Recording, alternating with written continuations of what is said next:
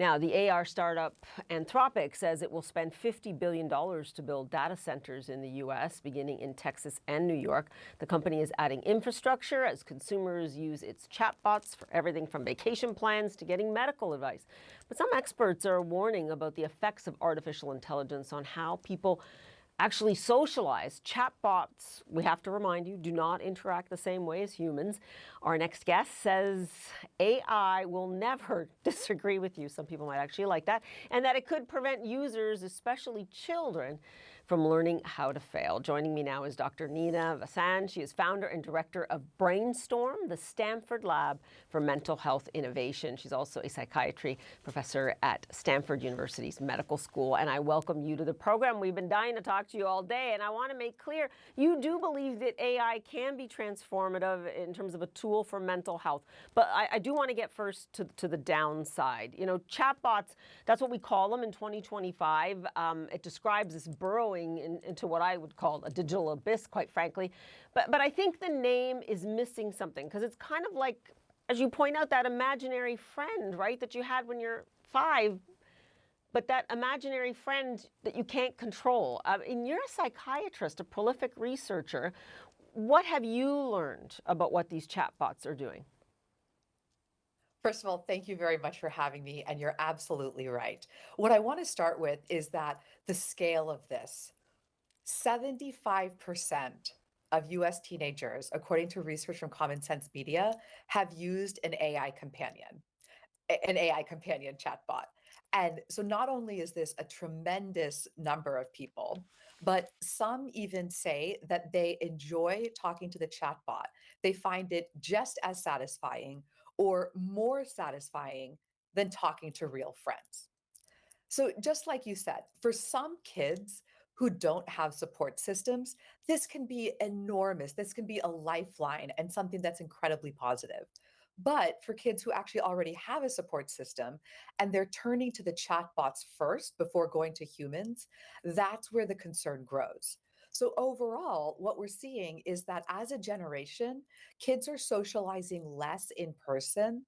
And research shows that they are not hitting social and emotional milestones compared to previous generations. That's what we're really concerned about. And in terms of that actually rewiring, especially in young children, you're a leading mental health researcher. What do you believe the danger is in that? Yeah. The danger is that chatbots are filling roles that were once held by friends and family. It's becoming someone to talk to and vent to or really feel seen by. And again, that has pros and cons. But the concern is that kids are practicing social skills in a consequence-free zone. And as we know, real friendships require discomfort and reading cues and even rejection. And that's actually how we grow as human beings. That's how we learn how to relate. And that's how we even learn how to understand ourselves better. Now, in terms of what we're seeing, early research is mixed.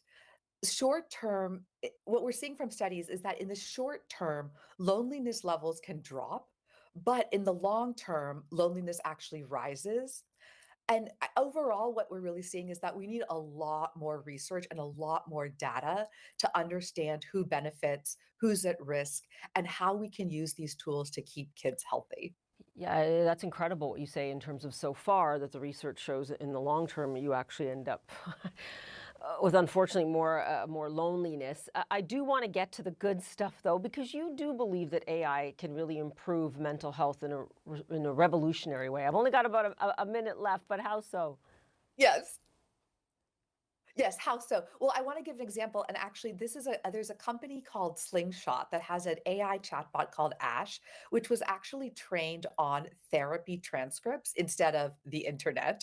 And they actually just released research this morning showing that people who use their chatbot not only felt less lonely, their depression and anxiety scores went down, but where the real kick of this research is that people who used it, their offline world got better. They made more friends and they went to more social activities in their offline world. And we haven't seen that yet in any of these chatbots. And so that's exactly what we want to see, is So that even you use chatbots to make your offline world better. Right. So even that's getting better. Dr. Nina Vasan, we're going to have you back. Thank you so much. I really appreciate your research and your insights.